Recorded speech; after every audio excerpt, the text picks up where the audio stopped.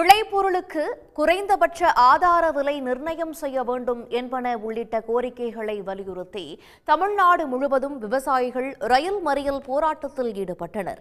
திருவாரூர் புதிய ரயில் நிலையத்தில் திரண்ட விவசாயிகள் எர்ணாகுளத்தில் இருந்து காரைக்கால் நோக்கி சென்ற விரைவு ரயிலை மறித்து ஆர்ப்பாட்டம் நடத்தினர்.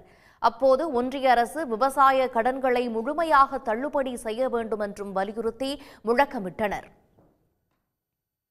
விவசாயிகளின் குறைந்தபட்ச ஆதார விலை கேட்டும் கடன்கள் அத்தனையும் தள்ளுபடி செய்ய வேண்டும் என்று கேட்டும் சந்தை விலையை ஒருமுறைப்படுத்த கோரியும் பல்வேறு வகையான பிரச்சனைகளை வைத்து போராட்டம் நடைபெற்று வருகிறது.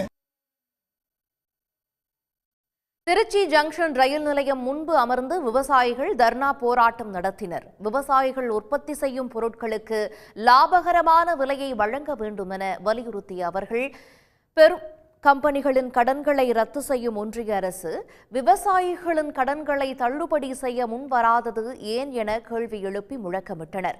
1 மணி நேரத்திற்கும் மேலாக போராட்டம் தொடர்ந்த நிலையில் விவசாயிகளை போலீசார் கைது செய்தனர். விவசாயிகளுக்கு 2 மடங்கு லாபம் கொடுத்திடு.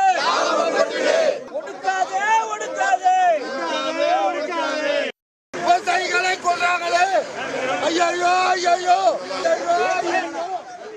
உடனுக்குடன் செய்திகளை தெரிந்து கொள்ள சன் நியூஸ் பெல் ஐகானை கிளிக் பண்ணுங்க.